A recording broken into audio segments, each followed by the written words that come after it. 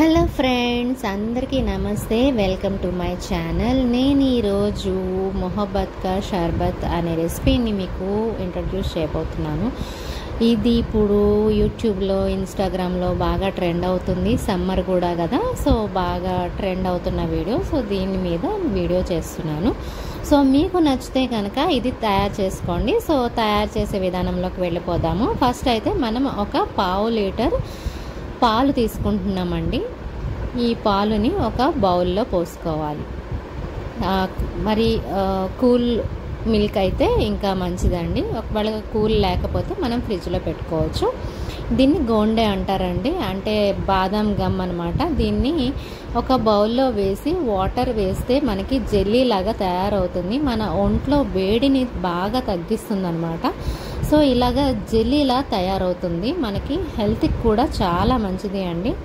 ఇందులో ప్రోబయోటిక్స్ అన్నీ మంచి న్యూట్రియంట్స్ ఉంటాయన్నమాట. సో ఇది మనం సబ్జా నానపెట్టుకున్నది. సో ఫస్ట్ మనం ఈ కూల్ మిల్క్లో ఈ సబ్జా అనేది కలిపేసుకోవాలి. మన ఇష్ట ప్రకారం అండి. మనం సబ్జా ఎక్కువ తినగలిగితే మనం వేసుకోవచ్చు. అలాగే గోండ్ కటీరా ఇది కూడా వేసేసి బాగా మిక్స్ చేసుకోవాలి. సో ఇందులో మనకి మెయిన్ ఇంగ్రీడియంట్ వచ్చేసి రోజ్ సిరప్ అనమాట. ఇదే అసలైన టేస్ట్ వస్తుంది. దీన్నే మొహమ్మద్ కా గామ్ అంటారు. సో ఇదే మొహమ్మద్ కా షర్బత్కి మెయిన్ ఇంగ్రీడియంట్ అనమాట. సో ఇది ఎంత వేసుకుంటే అంత రుచి ఉంటుంది.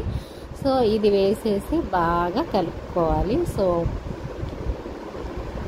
మనకి ఒంట్లో చల్లదనానికి ఇది బాగా దోహదపడుతుంది అన్నమాట. సో ఇది బాగా కలిపేసుకోవాలి. సో మనకి ఇష్టమైతే ఒక ఐస్ క్యూబ్స్ వేసుకోవచ్చు. అండ్ మనం ఇప్పుడు వేయబోతున్నాము చిన్న చిన్నగా ముక్కలు చేసుకున్న పుచ్చకాయ ముక్కల్ని. ఈ పుచ్చకాయ ముక్కల్ని కూడా వేసేసిన తర్వాత బాగా కలుపుకోవాలి. అంతేనండి, రెడీ అయిపోయింది మన మొహబ్బత్ కా షర్బత్.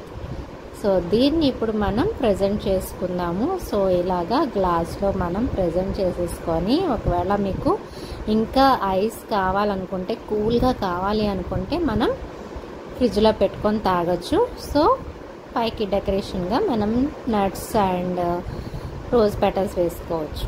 సో ఇదండి మొహమ్మద్ కా షర్బత్. సో మీకు నచ్చితే లైక్